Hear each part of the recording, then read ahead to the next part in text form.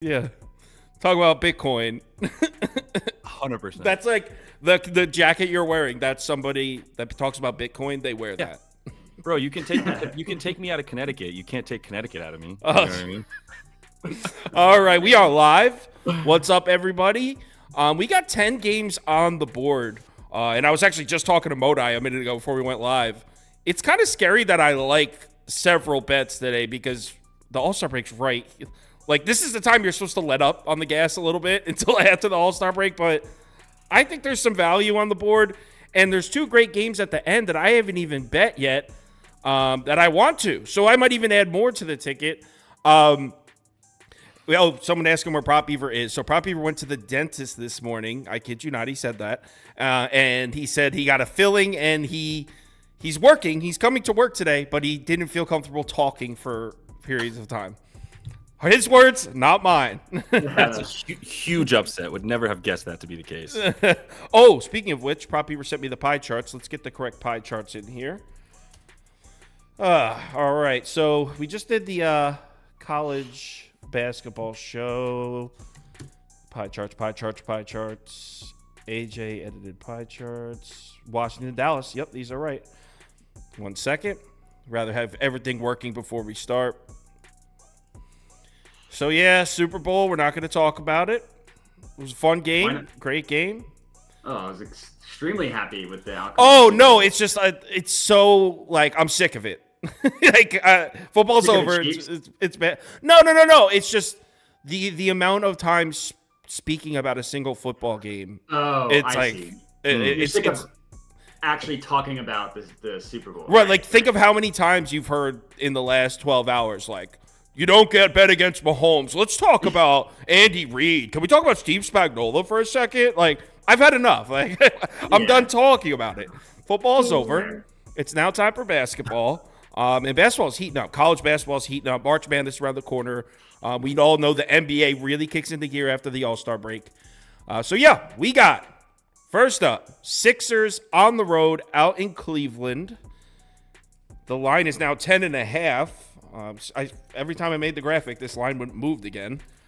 So this is, I believe, it's a 10.5. I actually think there's 11s popping up. So wouldn't be surprised if while I'm typing this line is now 11 across the board. But I'm going to run the ball at 10.5.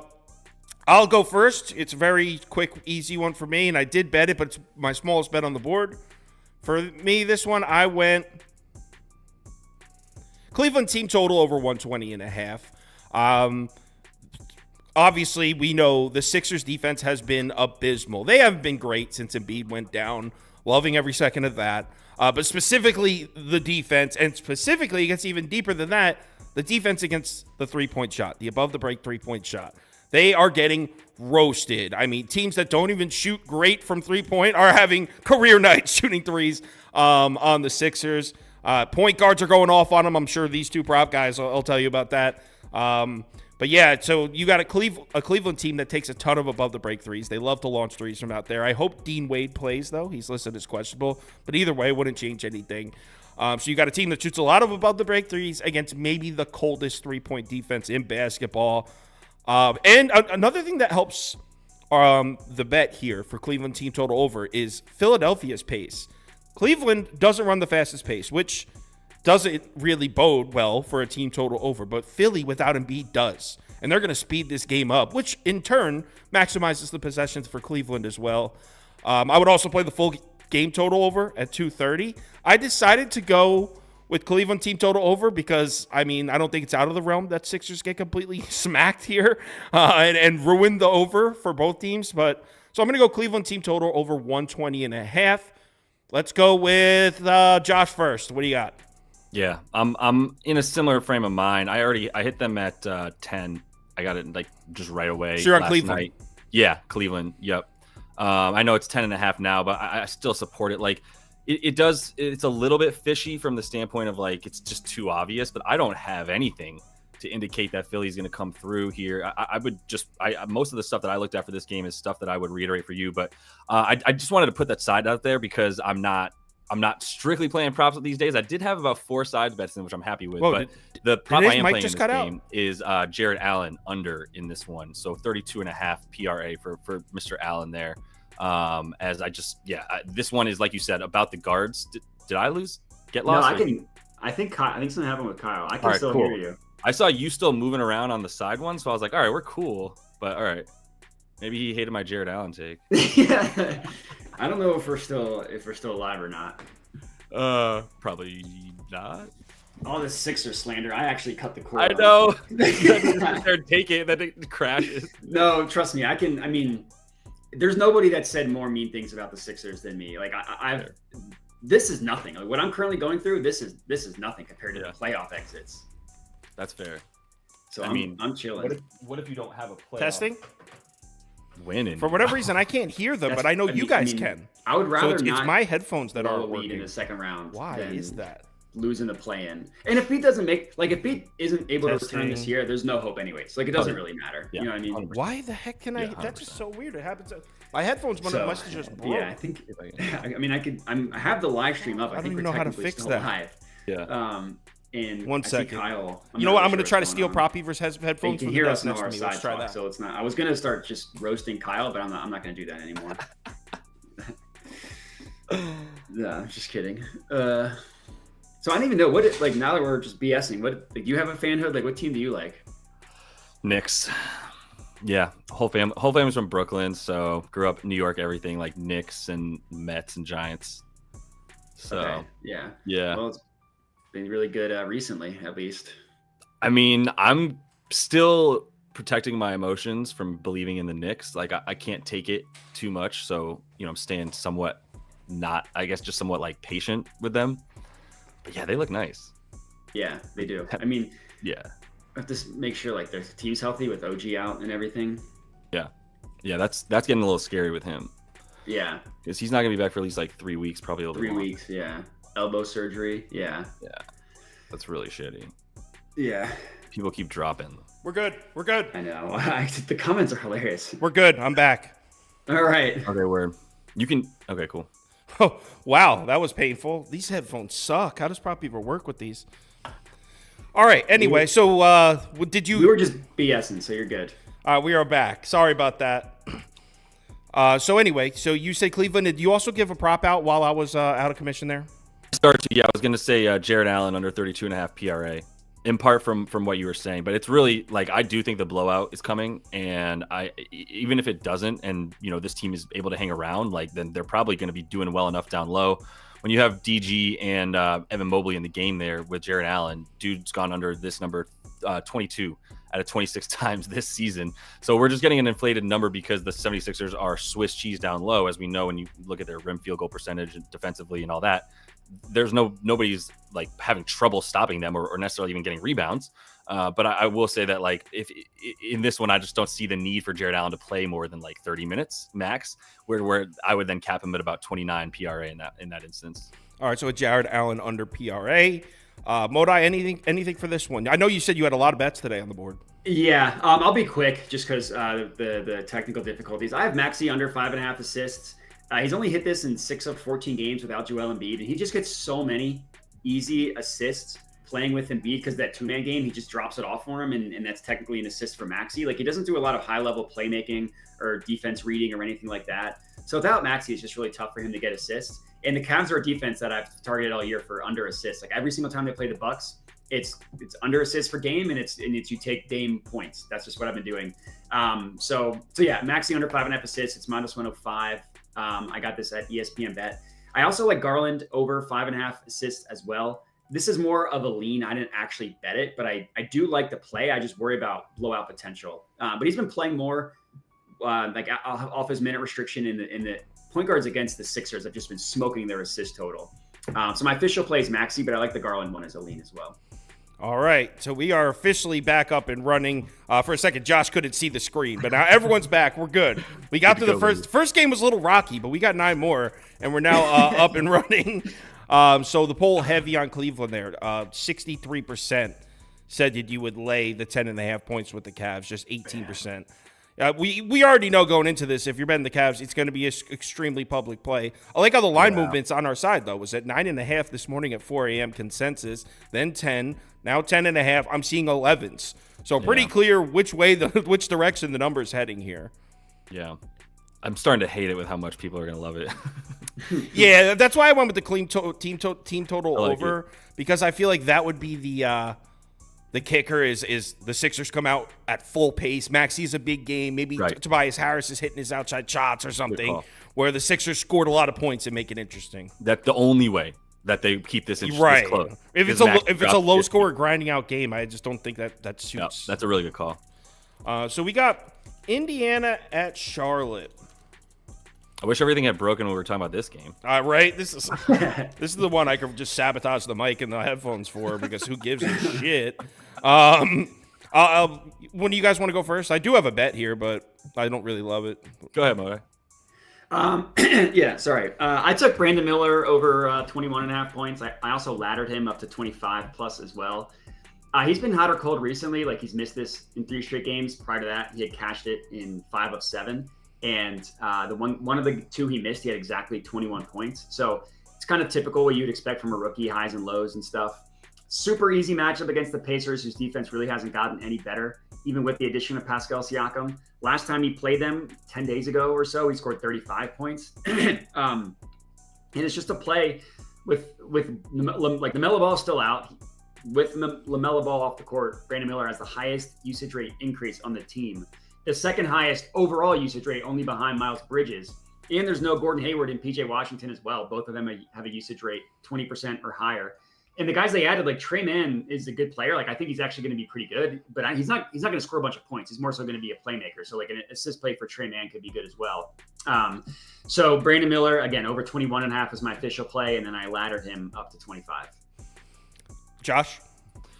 Nah, man. I would lean towards towards like maybe an under for Miles Bridges. I'm not playing a prop there, and I didn't touch anything as it keeps dropping towards Charlotte. Like, I might have played Charlotte if I got to it at about 14.5, and then it just kept going down. So yeah. I'm just completely off of it with no more value on this game. Yeah, this is where I went here, and I actually bet this. Went the under at 238.5, and I think that there's a good angle here for an under. The problem is, I'm holding an under ticket in an Indiana Pacers game, which is just terrifying. But actually, Pacers on the road, the unders have been hitting. That's number one. I think the under's 9-2 in the last 11 Pacers road games. That's not why I bet it, but it's a nice little addition.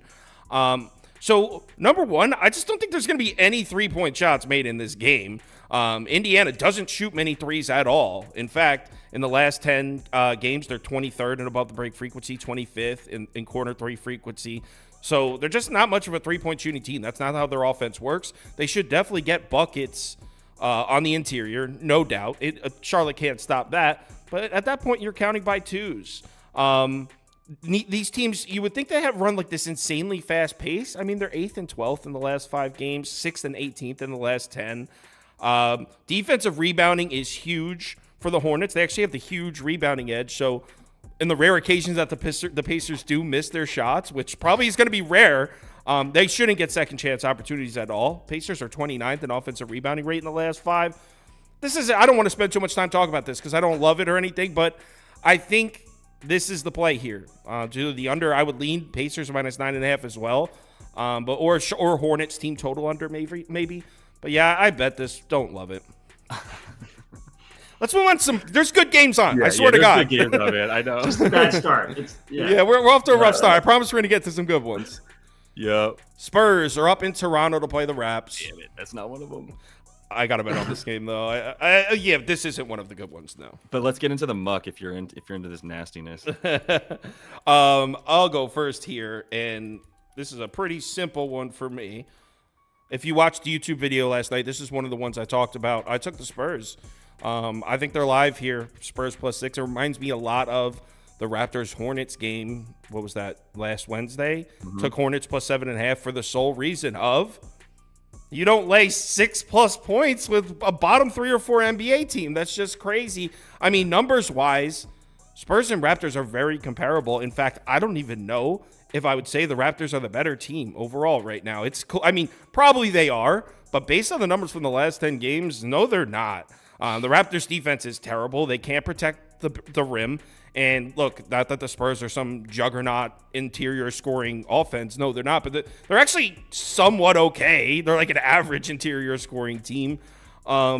Raptors are going to be able to score in the Spurs on the interior also, but overall, this comes down to these two teams are pretty even. I think that this game's going to come down.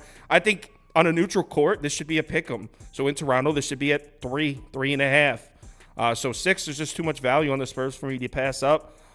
A lot of people have it in their head because of the recent performances that the Spurs are just auto fades, but Spurs on the road have actually been somewhat profitable over the last month and a half. It's just really recently.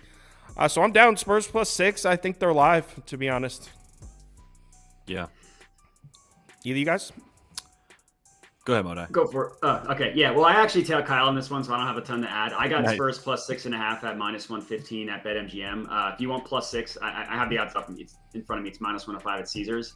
But yeah, I don't have anything to add. I honestly just tailed this from the video from Kyle. Oh, cool. Nice. Love it. Yeah, I like the Spurs. They were a little bit higher, I think, too. It was like 8 or so at 1.2. And so when I saw it drop a little bit, I was like, you know what? We just go ahead and keep riding this under for Toronto when they play in Toronto, right? Like, I do believe in these home road splits now for this team where we see them score 117, 18 points on the road, giving up like $128 to the point that Kyle was making about how bad they are on defense. And those games totaling, a lot higher basically than on the road, or at home rather, where they're dropping like 107 points per game. And this is all since the trade, by the way. So this is the current iteration of the Raptors. And it's a slightly smaller sample size, but I even was like, you know what? In 5 home games, this team putting up 106 points. Let me do this again with them under versus the Rockets last time, where they actually won that game at home, which says something about where the Rockets are at, especially without Fred VanVleet. When he's hurt, they're just basically last year's Rockets, I guess.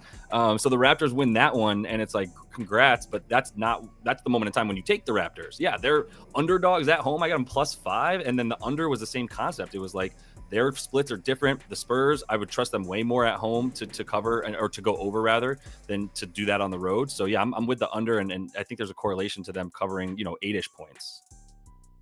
Yeah, so you like Spurs and under. So Yeah. I have under graphic under his face, but he likes the Spurs also. Yeah, So you take Spurs both. and Yep. under. All right, so let's move on to our poll is leaning towards the Spurs. 56%, 28% San Antonio. And someone's vacuuming upstairs, so if you guys can hear it. Cleaning ladies here. Next, you guys can't hear it? No. All right, good. All right, Bulls at Hawks. Whoa, we accidentally blanked this out. Bulls at Hawks. So this line is at 4. I know that Bulls +4 would be the sharp play here.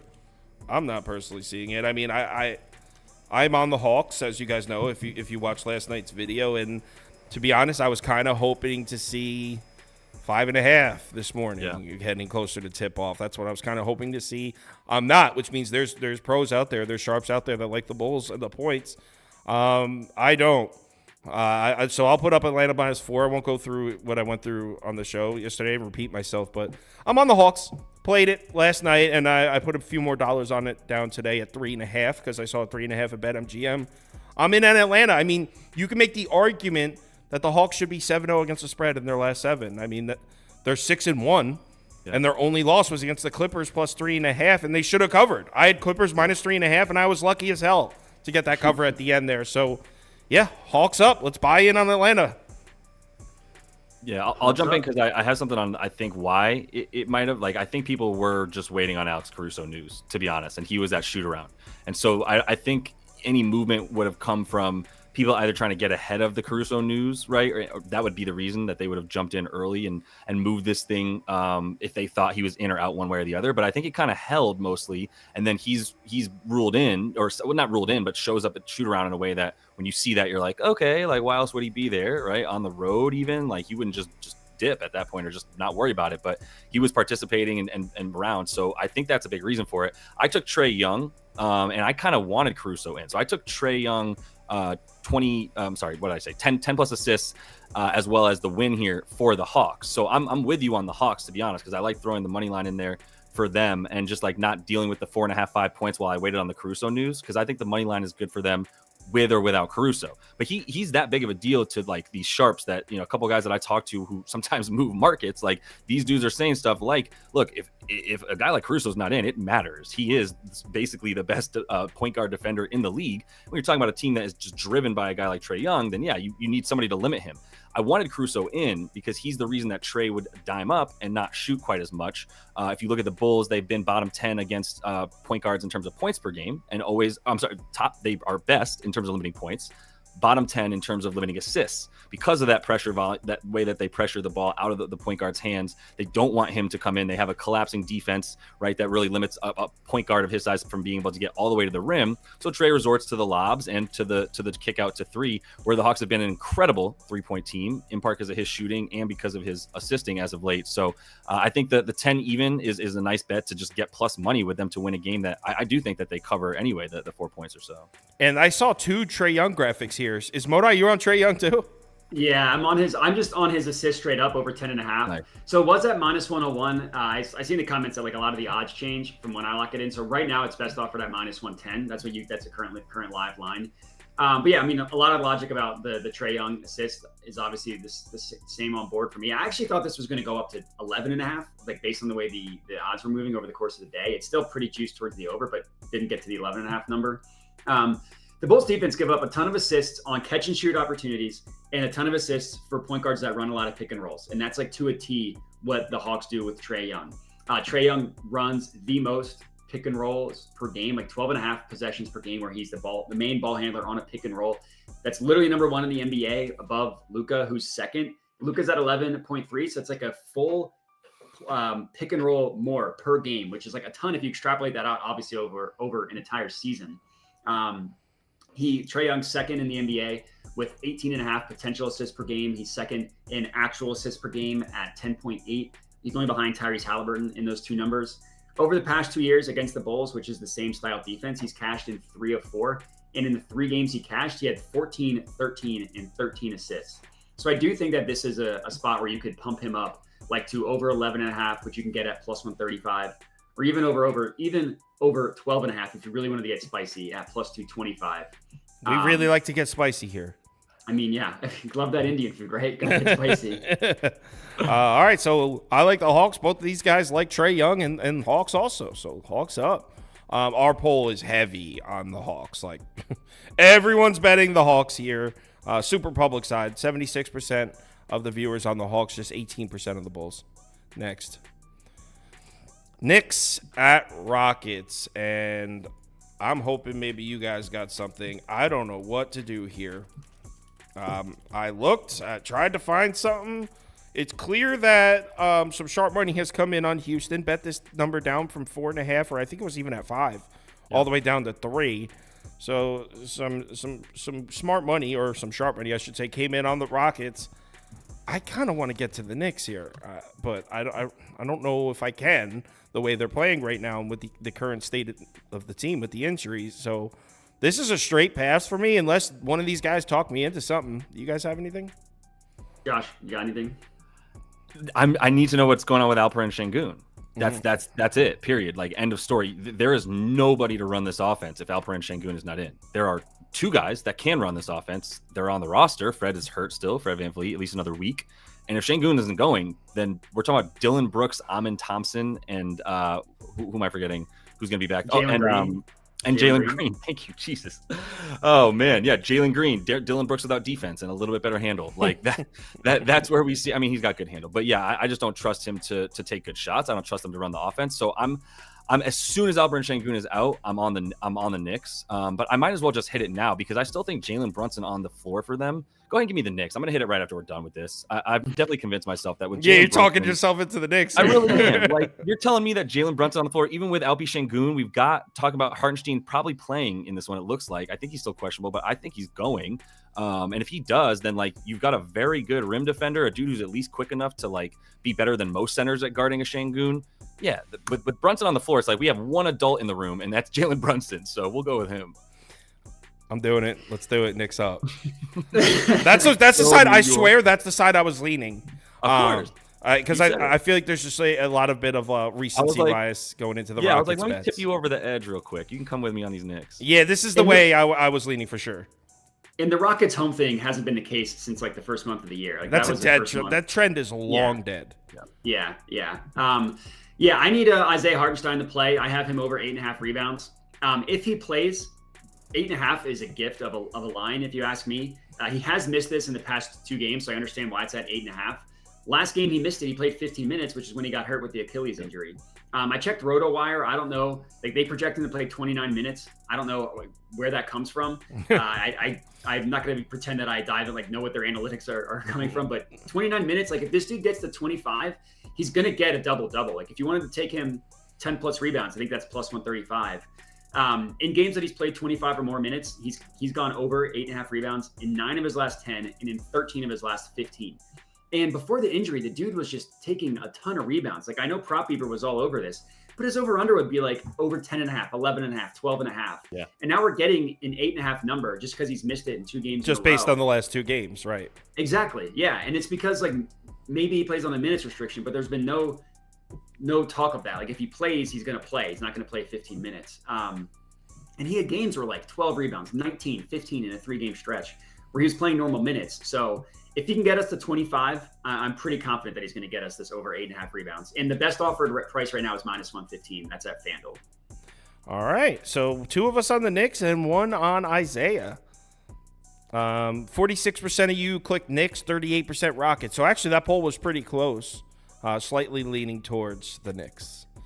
Next, Pellies at Grizzlies. And guys, I think it was a fun month and a half. We had a good time. We made some money. But I think the quote-unquote Grizzlies cover the number no matter what bullshit has finally come to an end. This team looks absolutely terrible. They're kind of looking, you know what they look like right now, kind of like what we expect them to look like when with the roster they've been putting out there. Now, they've been keeping games competitive. They've been covering the number. It's gotten to the point where I almost auto pass every Grizzlies games because I'm just I don't know. This team, look at this roster. They shouldn't compete in these games, but they do. They cover the number. Not so much recently. Analytically, this team is on, if you just go by the small sample size, last 10 games, last 5 games, analytically, this team is on the Hornets level. It's truly that bad. So the only way I would go here, and I haven't bet this one, not opposed to it. If you guys are betting it, this is the way I'd go. Pelicans. I know some people taking the Pelicans first half. Ski's on the Pelicans first half. I was watching the show earlier. That's the only way I'd go is Pelicans. Either of you guys? Yeah, I'll go. I have a half unit play. Normally I pass on every single Grizzlies game, but I actually did like this one. It's CJ McCollum 5 plus made 3-pointers. It's at plus 270 odds, so definitely a smaller quarter half unit type of play. The Grizzlies are the defense that you want to target for catch and shoot 3-pointers. They literally give up the most catch and shoot attempts and made 3-pointers in the entire NBA. That's CJ McCollum's specialty. He takes about 5 a game and he makes almost 42% of them on that number. He takes the second most on the actual Pelicans. So if you wanted to take the most, that would be Trey Murphy, who I also do like him. But Trey Murphy shoots about just below 38%, so McCollum hits at a higher rate. And 3-point shooting is just super hot and cold. He was hot. He had a 2-game stretch where he was 6 of 8. Or no, sorry, where he was 6 of 9 and where are my notes? 6 of 10 and 5 of 11. Sorry. And then the 2 games after that, he shot 1 of 9 and 3 of 9. But in the last 6 games against the Grizzlies, he's hit 5 or more in 4 of those games. That includes the first time these 2 teams played this year where he shot 6 of 9. That's very nice. He missed it in the second game. So that's how 3-point shooting goes in the NBA. 40% 3-point shooter doesn't mean you always shoot 2 of 5 or 4 of 10. It means you shoot 6 of 8 and then 1 of 10 the next game. So two cold games in a row after 2 hot ones. I think it's a perfect time to buy in on him. And for plus 270, I think it's worth a half unit play. Josh, anything here? Yep. The Grizzlies magic is gone. I'm going with Triple J under 32.5 PR there with the points and rebounds. You can get that minus 115. And it's just, I was looking at his points and rebounds. His points were, 26.5. And it was man, how often does he go under the points and rebounds if he's going over the points pretty consistently? And it was consistently. 9 of his last 10, he's gone under this number, even though he's gotten more than 26 points 4 times because he just is awful at rebounding right now. 3.8 boards over his last 6. And I looked at that number mostly because that's when this Pelly's defense decided that it was good again after not being that at all and just upping the pace and ramping up all the points because their defense was terrible. And now you look back at the last 6 when it really started to turn things around fourth fewest points per game that they're allowing for their opponents. And they cover the 3-point line because they got Trey Murphy and Herb Jones and Najee Marshall and every other dude who has like a 10-foot long wingspan that they finally got back healthy is back. And that's the correlation with the defense, the 3-point defense specifically, just coming right back to where it was. They can hide CJ McCollum a little bit better on defense now at above the break stuff, where they started to defend that super well. So Triple J is going to be shooting from above the break. That's where he shoots everything. He's really not going down in the corners much, where he's the starting 5-4-3-2-1 for them on offense. He's just taking every shot. He's got like a 38% usage rate over his last 6, and he's still averaging like roughly 31 points and rebounds per game in that time frame, like 30-ish. So I'm going to, even with that usage and even with the G League squad he's pulling along, I still don't think that he's going to get it against this good defense now. Triple J under 32.5 points and rebounds. CJ McCollum 5+ 3-pointers. Poll is all over the Pelicans. I didn't bet this one, so I'm not trying to talk you into it. It's just the only way I would go here is Pellies. 80%, 10%. So every one of you are betting New Orleans here. Next, Nuggets on the road in Milwaukee. Finally, we get to a good one. Good game here. We got Denver -1, Bucks +1, over 230, under 230. Very curious to see how the community is polling in this one. Modi, what do you think here in this good game? We finally got a good game. Yeah, I'm taking Jamal Murray over 23.5 points. I got it at +110. Looks like right now it's best offered at -105. It's tried and true. Take your Bucks again, or take your guards against the Bucks. They played aggressive drop coverage, which is the opposite of aggressive, I guess. Drop coverage with Brook Lopez. It was the same thing with Joel Embiid with Doc Rivers last year. Adrian Griffin ran it. Doc Rivers is running it to the same level of not having any success doing so. They give up a ton of pull-up opportunities, whether it's pull-up from 3 or just pull-up in the mid-range. They're giving up the 4th most points per game to point guards, the most over the past 2 weeks, the 3rd most to someone of Murray's specific shooting profile. In last game these two teams played, Jamal Murray hung 35 on them. It's tried and true. Like, it's even with Pat Bev. Like, it doesn't scare me whether it's Pat Bev, because it was the same thing last year with Drew Holiday, who's also an awesome guard defender. Jamal Murray averages about 9.4 points per game, specifically from the pull-up. That's 9th in the NBA. The only guys that are above him are the superstar guards like Brunson, Mitchell, SGA, Luka, all those guys. So I also did ladder him up to 30 plus points as well. I think I just put like a third of a unit on that one, like $30. But yeah, the Jamal Murray, any guard against the Bucks is where you want to go. Josh? Yeah, I actually like an under in this game. That's the only bet that I have for it is under, and I got it at 232.5. I do see it's down to 230. I did say in my video I would play it down to 230.5 is where I would take that under at before I stopped. And I probably would hit it with a few less units at 230.5, but I still feel comfortable giving it out because there's some interesting stuff here, and you can do with this what you will. The last 5 road games and the last 5 home games. That's essentially what I'm, comparing when I'm looking at these two teams right now. And the Nuggets in their last 5 road games compared to everybody else who's played 5 road games in that time are second to last in their offensive rating. So do with that what you will. But the Denver Nuggets at some random point in the season, as specific as I might be making it, where I'm like, here's 5 games at this point. You still wouldn't normally ever see that over any 5-game span for this team, for the defending champs, right? So there's something there to me, at least a little bit.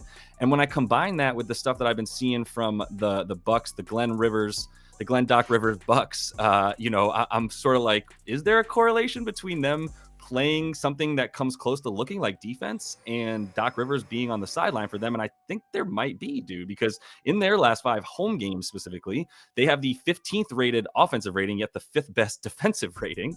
They have they're 16th in effective field goal percentage, but they are 4th in limiting effective field goal percentage to the other team. So there's something there. The pace is definitely much slower for the Nuggets too on the road in their last 5. 27th in pace in the league. So they're slowing it down. They're going under in all those games. They're playing offense like crap. And I know that's partly, it's a little bit skewed by that game that I was actually at where they played the Kings. Nice hat, Kyle, because they didn't even show up to that game. I don't know why they even had Jokic on the floor in the 3rd quarter of that game. I loved it. It was like, it was like you probably predicted. It was an easy. I hit Kings +1 while I was watching the Nuggets play the Lakers. I was like, what? They're not even going to try. Then they didn't play 2 starters. Jokic was already back somewhere else in his head, even while he was on the floor. So that was an easy one. But yeah, I think that's still going to be the case for them, is like them on the road right now is sort of a little bit different than what we're used to. So I love the under here. Yeah, this is a tough one for me to talk. She's vacuuming right in the next room, and I can't like yell to her because she can't see me. I would have to get up and physically go over there. So real quick, I am on the under also, by the way. So I'll put that up,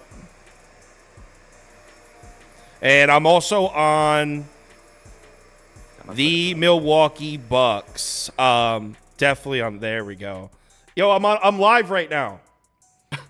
I'm on the Bucks. So Milwaukee plus 1.5, Milwaukee plus 1, Milwaukee money line. I think they win the game.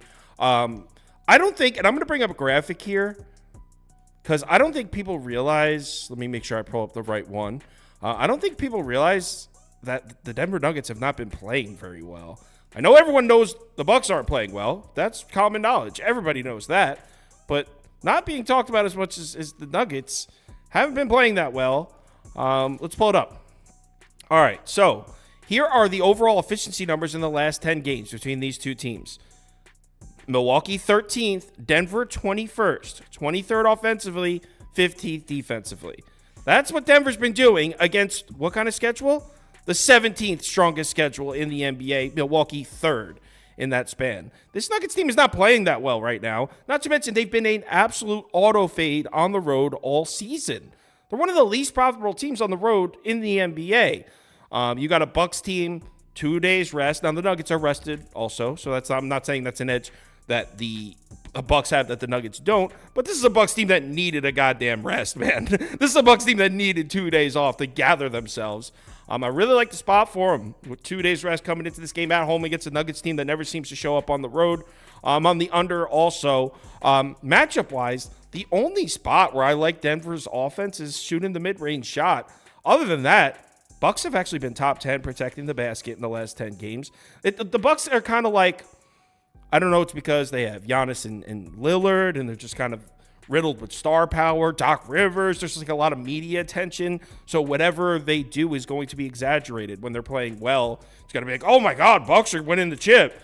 When they're playing poorly, people are like, this Bucks team sucks. That's just how it works when there's a lot of attention. See the Dallas Cowboys for reference. This Bucks team is not nearly as bad as you think they are, as nearly as bad as the media is portraying right now.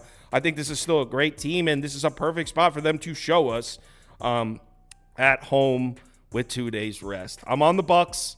Nuggets taking the L here. Now, the only thing that worries me, the reason I didn't absolutely have, because this would be like 1.5 units. I really like it, but the Bucks do have the Miami Heat tomorrow. The team that eliminated from the playoffs, the 8 seed, 1 seed elimination. That's definitely a little concerning, but don't care. Give me the Bucks. Sorry about the vacuum. Are people commenting about the vacuum? It wasn't even. So anyway. People were just said tell Prop Beaver to stop vacuuming. So just funny stuff. 43%, 41% in favor of Milwaukee. So this is a Bucks program. Very slightly. Very slightly. Oh my God. Guys, gun to your head. Who would you pick, Bucks or Nuggets? Me, I would still take the Nuggets. Yeah, I just still don't trust the Bucks. Good. But I do love Pat Bev. You know what? Good. I forgot to say Brolo over 11.5 points too. I do like him on the prop there. So good. I'm glad you guys like the Nuggets. makes this win taste better. I wish you would have panned the camera over. We just see Prop Beaver vacuuming, giving you the figure. No, Prop Beaver does not vacuum. Wizards plus 12, Mavericks minus 12. All right. This line, I think it's 11.5 now. This line has been in a absolute free fall. It was at, look, you can see in the pie charts in the bottom left corner, 4 a.m. this morning, consensus line was 14.5. And when I was making the video last night, I even said in the Discord, there was only a few people online. It was like 3 a.m. I was like, guys, let's jump on Wizards plus 14.5. Of course, I didn't. And now here I am. And then I woke up, I saw it was 12.5, and I was like, I still like the Wizards at 12.5. Didn't jump on it. Now it's 11.5. It's just, I don't know. Maybe it's gone too far now. Very simply for this one, the Wizards, the value I find for the Wizards here is They've been playing excellent defense against the three-point shot, and it's not really known because on the season they have bad numbers against the three-point shot. Not a lot of people look at the recent games. Most people like to stick to the full season numbers. And if you look at the last 10 games, the Washington Wizards are top 5 in the NBA defensively against the corner 3 and the above the break 3. They have great defensive numbers against the three-point shot. Let's pull it up. Washington at Dallas. There it is. Last 10 games, 4th against the above the break shot. Oh, they're 7th against the corner 3, so they're not quite top 5. They're top 4 and top 7. But still, the point is they're playing great defense against the three-point shot, and I've backed the Wizards recently a couple times. I took them plus 11.5 against Cleveland. That was recently. They covered that number, and actually, they were in that game. Cleveland ended up running away with it in the last 6 minutes or so, but they were in that game. So this is a Dallas team that takes a lot of three-point shots. I'd have to go Wizards. I haven't bet it yet, but as I'm saying this, I kind of want to take a home run swing with the Wizards money line, to be honest. Like, let's go. I'm probably like that. I'm probably going to bet this. I'm probably going to bet Washington. I like the Wizards just because the Mavericks just beat the Thunder by 35, so they're going to be so overvalued after that. And they're at home against a shitty Eastern non-conference team. Like exactly. Yeah, exactly. Yeah, for this one, I just have another half unit dart throw, Luka triple-double. It's plus, I think best offered right now, plus 250 at FanDuel. This is just like the Wizards defense, like you said, they have been better. They just play at such a fast pace, and they still have the 4th worst defensive net rating in the NBA. So like them getting better is going from worst to 4th worst. But they literally give up the most points per game, the most rebounds per game, and the most assists per game, which a lot of that I understand is just from the pace, but that still matters. If there's anybody who's going to accumulate a ton of stats, it's going to be Luka. He's been super close for like 10 games on getting a triple-double, but he hasn't gotten it since January 27th was the last time he did it. But like some games, like last game against the Thunder, 8 rebounds, 9 assists. Before that, he'd get one, not the other. So I think this is the perfect time for Luka triple-doubles, again, especially at those odds. A lot of the comments here are like, how could you bet the Wizards? I thought everyone knew this, but in case you didn't, Washington Wizards 16-9 against the spread on the road this year, the 2nd most profitable road team in the NBA. So if you've been blindly betting every NBA team on the road, the Warriors and the Wizards have paid you out the most money. So the Wizards, the Warriors, who were 7-40, whatever last year on the road, yeah, they completely flipped. The Warriors, if you've been betting the Wizards on the road all season, you are up a fortune right now. Yeah. Did they just cover against the Celtics, or was that in Washington? They did. That was on the road. Yeah. Let me pull it up actually though, because now you got me. Now you got me thinking. That was the one that was like 17, right? Yeah, it was massive. Yeah. It was in Boston. It was in Boston. It was in Boston. If I was you and people were like, why the Wizards? Did you not listen to what I just said? They have the best 3-point defense in the league. Like, I saw that recently and was like, what the hell? Also, I was being a little bit facetious with the Golden State Warriors thing because I knew that, and I'll talk about that with the Jazz game, by the way. But for this one, for the Wiz, like, yeah, man, they're really, really good at defending the 3. They've put Bilal Coulibaly out there a lot, and that's also emblematic of stuff like Denny Advia as well has been out there a bunch more. They've like just put all their wings out there. They don't have obviously Gafford anymore at this point, and they're just like, yo, we're just going to stop, like, run you off of the line. And that's against the Celtics and against the Mavericks. What a great call that is. What a great defense that is, right? For those and two the Cavs teams and the Cavs.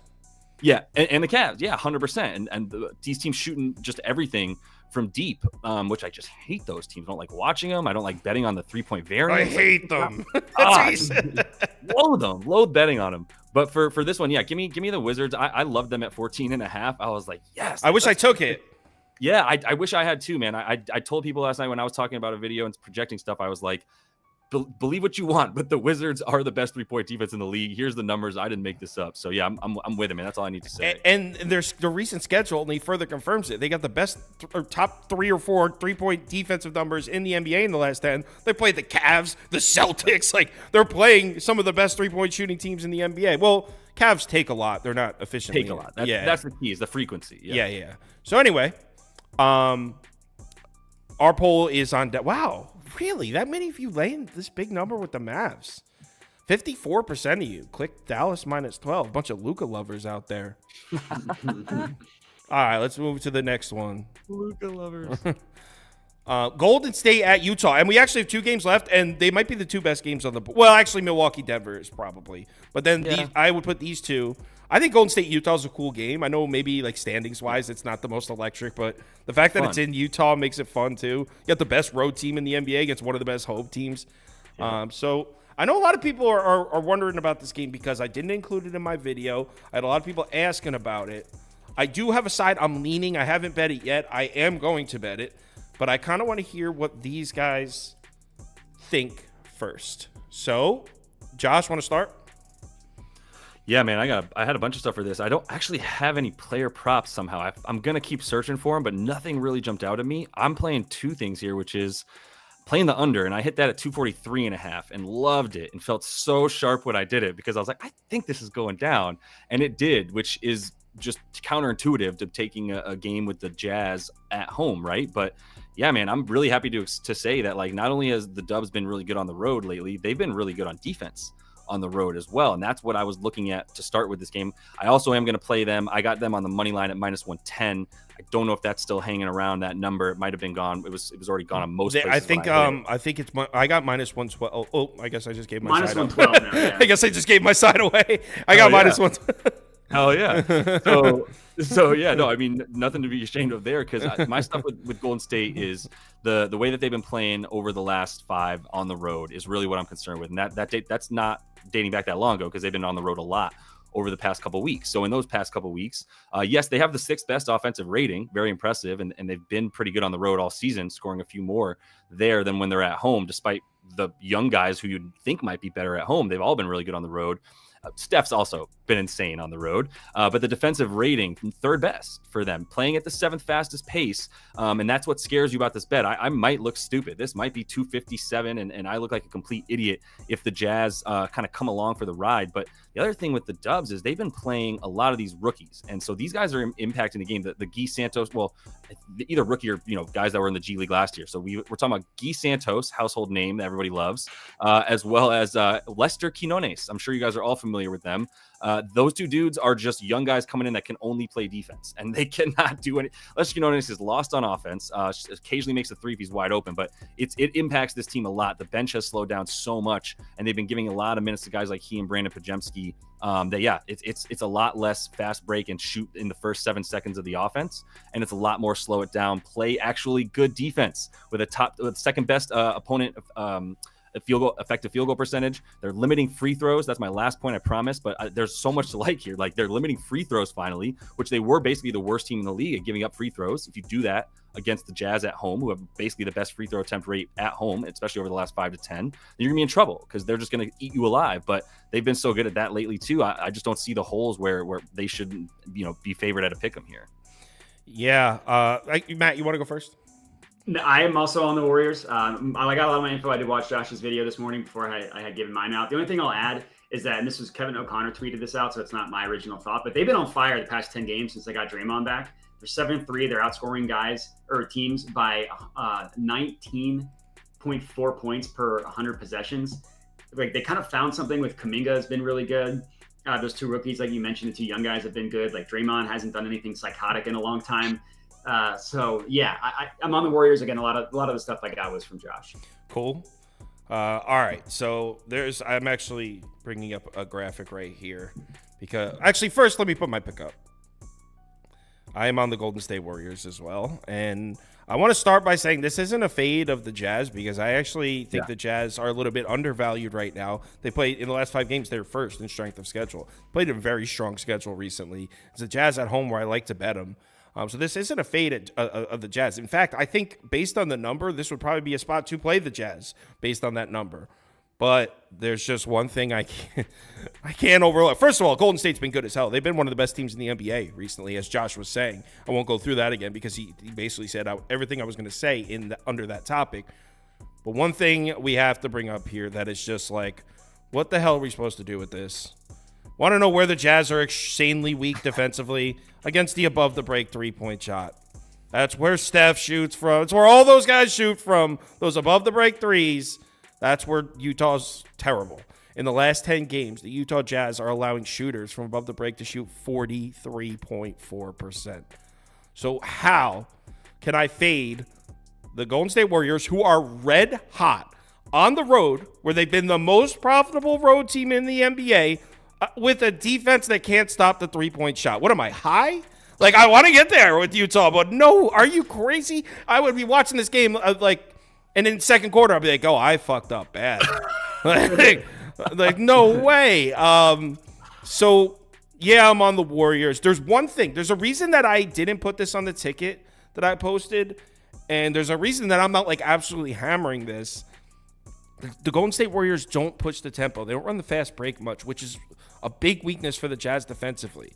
I would really be, if Golden State was running the fast break, if they had a lot of transition buckets, I'd be all over the Warriors here. But the fact that they don't really take advantage of one of the other weaknesses on the Utah team, don't love that. In fact, Golden State's been playing like a lot of half-court basketball. That's kind of what Utah wants to do. So that plays into the strength of the Jazz a little bit. And that's why I'm not, like, all in on the Warriors. But, like, you're taking the best road team in the NBA who's on a heater with Steph Curry and the way those guys play. With a defense that can't stop the three-point shot. It just sounds like a suicide bomber mission. So, yeah, I'm on Golden State. Those of you that are on Utah, that's a sharp play. I respect you because that's kind of plays I like to make, but not here. Not here. And there's a bit of, like, perception that, like, hey, anytime you take the Warriors, you're not sharp because it's the Warriors. And it's like, not nowadays, man. There's some stuff here to support what we're talking about. Right. Yeah. So 52%, 37% in favor of Golden State. Warriors win the poll. Next up. All right. Last game. And to be honest, I got nothing here, but I want to bet it. So I'm going to listen to what they say. I'm going to put up a poll. Originally, I was leaning Clippers. I was looking this morning, and actually there was a couple things I saw for the T-Wolves I liked. So I'm not saying I'm on Minnesota here. I think I'm still leaning Clippers, but I could be sold. My bet is for sale, guys. What do you guys like of this one? That's good. Josh, go ahead. Another great show idea right there. Is like, tell me your bet. Yeah, like, I could be sold. Yeah. All right. So I would actually push you the other way, though. I would push you to the angel that came up second on your shoulder. That was like, well, what about the Timberwolves? And I would say that, like, plus 4.5 is where I was waiting for that. So I took him at plus 4.5 because I was like, this is a pick 'em to me. Like, honestly, I looked at everything as much as I could, and I go, everything I've got here says put this game at, like, maybe like a 225 total, maybe like a nice little 113 to 112 finish here. So with that in mind, like, I just want as many points as I can get that I can just take. So I'm going to take the 4.5 because basically everything here is like these two teams have been really good on offense. Actually, Minnesota's been almost as good as the Clippers on offense for the last 5 games or so. Even the last 10, really, both have very similar numbers with the offensive rating there. And then when you get to the defensive stuff, it's actually been Minnesota that continues to just push the case for being the best defensive team in the league, with guys like Mitchell Robinson and everybody out for the Knicks. Honestly, once that comes back, that's going to be filthy to deal with. But for as of late and continuing to be where, like, let me just narrow it down to this. How well are you at guarding isolation? Do you have the guys that can guard ISO ball? If you do, then you can probably hang with the Clips enough to keep this thing close. And that's where, Minnesota, top 5 isolation defense. People aren't really trying to take them on in the ISO too often, but often enough that, like, they're still in the top 5 in terms of points per possession against that type of play type. And that's really it. That's it. It's not even really your turn, my turn. It's Ty Lue putting the Clips in position to have as much space as they can. But Rudy Gobert is always lurking when Kawhi has the ball with the ISO on the wing. And that's a big reason for why they're at least able to slow things down. And Ant went crazy on him last time. So I'm going to believe in his ability to keep scoring on this team in the current iteration of it, which is good at defense, but has been better before they're making some trades. I like what you said. And that's the side I was hoping to get to.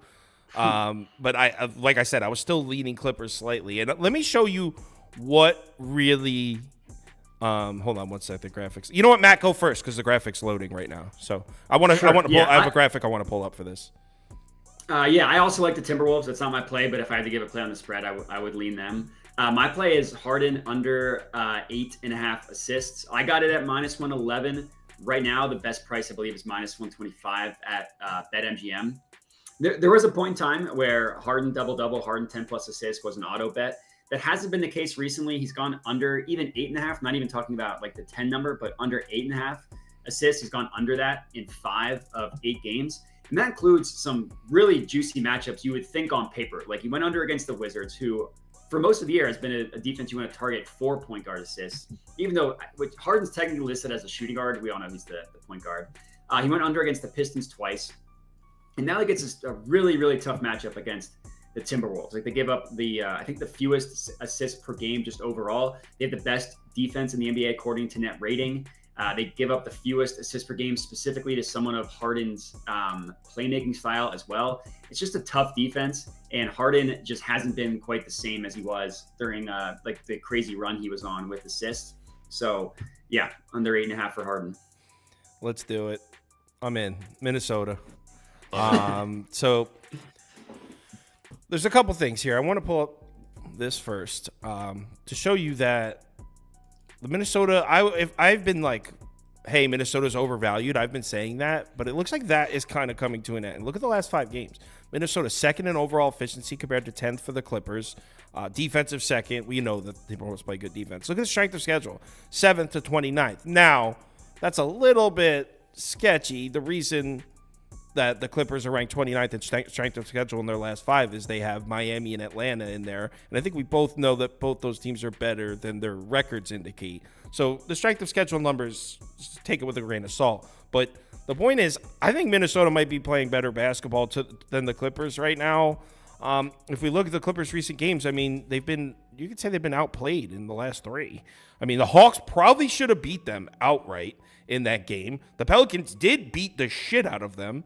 And then the Pistons had them. The Pistons had them. I don't like the way the Clippers have looked recently. I was leaning Clippers. I was hoping someone could talk me into Minnesota. I'm in. I didn't bet this game yet, but this will be probably a little bit of gambling involved, just because this is an awesome game. We're gonna watch it. Want to have a few dollars on. And to be honest, I'd rather be on this side. This isn't on my ticket or anything. But yeah, let's go. Minnesota plus 4.5. I'm in. Bulls on the Clippers though.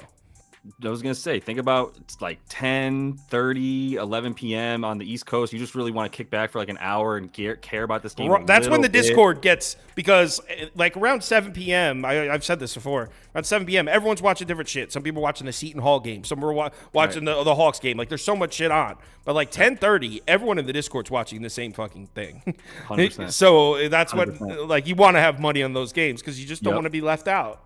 quick little bit of insight just on that point. If you see Tyrese Maxey threes, I keep hitting under because of what you just said. When they played the Jazz not that long ago, it was the last game. He dropped 50. He had like 7 threes on 7 for 10 shooting from deep. And everyone was like, oh, he's so good. Even without Embiid, he's going to carry them.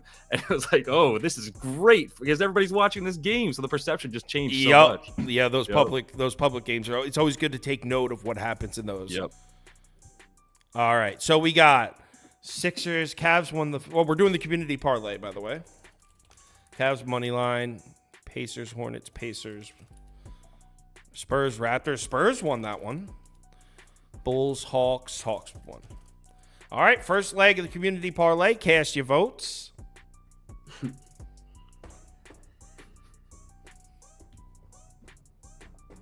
Oh, and by the way, make sure you check, if you don't already, make sure you check out these two guys' YouTube channels. They both post daily videos just like I do.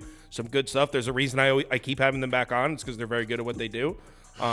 So that's their actually, so under their names, that's actually their Twitter names. So if you want to follow them on there, but they both have their own YouTube channels too, where they upload daily stuff. So Cleveland money line is the landslide first pick here. So Cavs money line. We're starting off chalky. Minus that's okay. 550 odds, baby. Minus 550 to start. We're starting off chalky.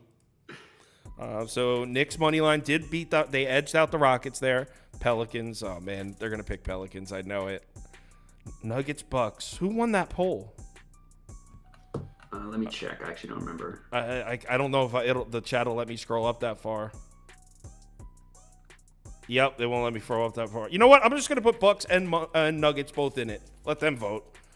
All right, second leg of the community parlay. I put Bucks and Nuggets in there because I'm pretty sure that was like almost split dead even also. Doesn't matter. Their chalky asses are going to vote for the Pelicans anyway. Yep, there you go. Yep, After Pelicans we take shredded the Grizzlies. Yep. You know what though?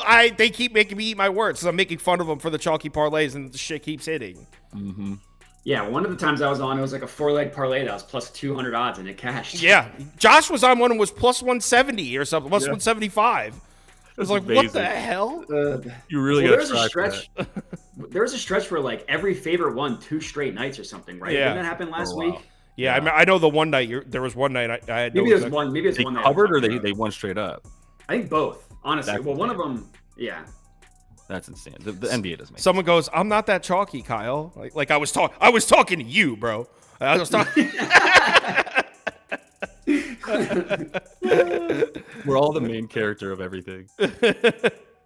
All right, so second place was Knicks money line. Second place on the first poll was Hawks. So if you voted for Knicks and Hawks, you'll get another chance. Let's do a poll with Mavericks money line, Jazz Warriors money line 1, and then Clippers money line definitely 1. All right, what's the third leg? And then we'll do a poll for the second place finishers. No, I figured you were joking. The dude that says, "I'm not that chalky, Kyle." I figured you were joking.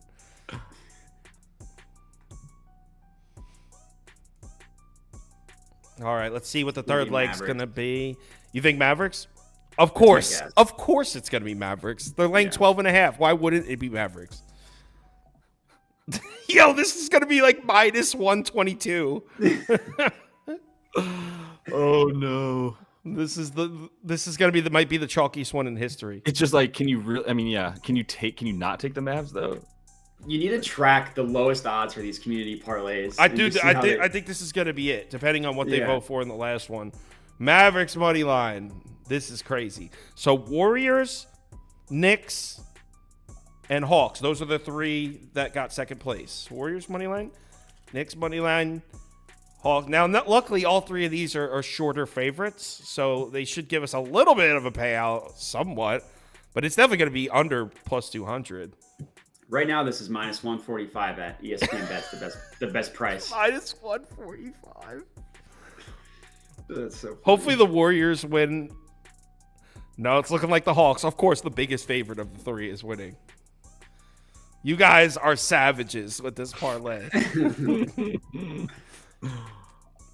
chalkiest parlay in history, someone said. Dead on. This is insane. We can't say that every time though. We have to like one of these has to be the chalkiest. This is going to be the chalkiest, though. We got minus 10.5. Yeah, minus 10, minus 12.5. This is the chalkiest thing I've ever seen. All right, so 5, 4, 3, 2, 1, end poll, and it is the Atlanta Hawks. Plus 177 at FanDuel. Oh my god, I think that's the worst one. I think that is the I have to tail this one. This is the chalkiest community parlay in history. This is disgusting. This is another one where like I'm almost embarrassed to tweet it out if it hits. Yeah. Because like people are gonna be like, that's what they're doing on that live show. I mean, I think the first bet I ever placed looked like in my whole life. Yeah. Was like plus 150 for 5 NBA money lines. Right. Like back in 2016, of like college football, be like, I want Alabama money line, Georgia. Yeah. All right, so that's community parlay. Cavs, Pelicans, Mavericks, Hawks, plus 177. You guys are crazy for voting for this, but it's the community parlay, not mine. Exactly. Thanks for watching. It was a good show. Almost had 1,300 people in there. We'll be back tomorrow, same time, 3 p.m. college basketball show, 4 p.m. NBA show.